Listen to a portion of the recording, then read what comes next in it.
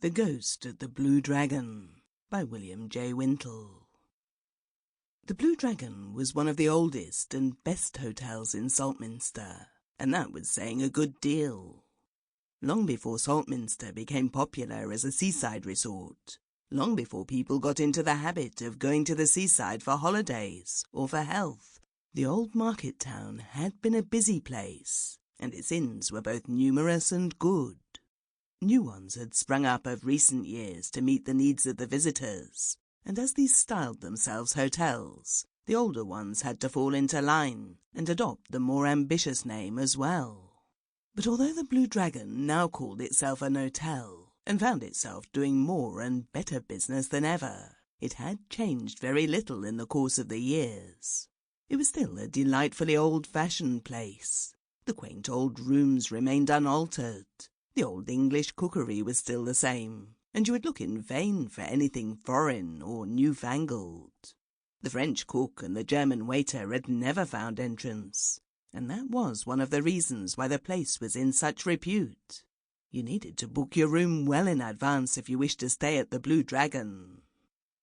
Now Professor Latham wanted to stay at the Blue Dragon, for he knew a good thing when he found it.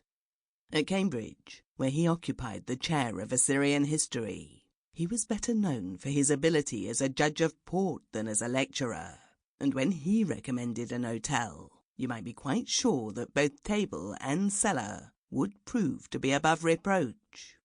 So he booked his room well in advance and made his way to Saltminster in the middle of July to spend a quiet 6 weeks, and incidentally to revise the manuscript of his forthcoming book.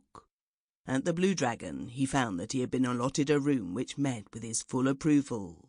It was in the quietest and most retired part of the house, at the end of a long corridor, and looked out upon the salt marshes that ran down to the sea.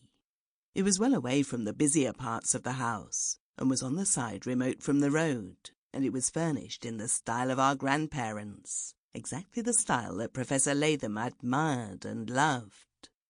But it had one drawback, which gave the newcomer a distinct shock when he saw it. There were 2 beds in the room. Having only one body, he had no use for 2 beds, nor had he the least intention of sharing his room with anyone else. But mine host quickly reassured him. The room was occasionally let to people who required an extra bed, and thus had been provided with one. But of course it would not be in use while the professor occupied the room. Mine host trusted the bed would not be in the professor's way. Sample complete. Ready to continue?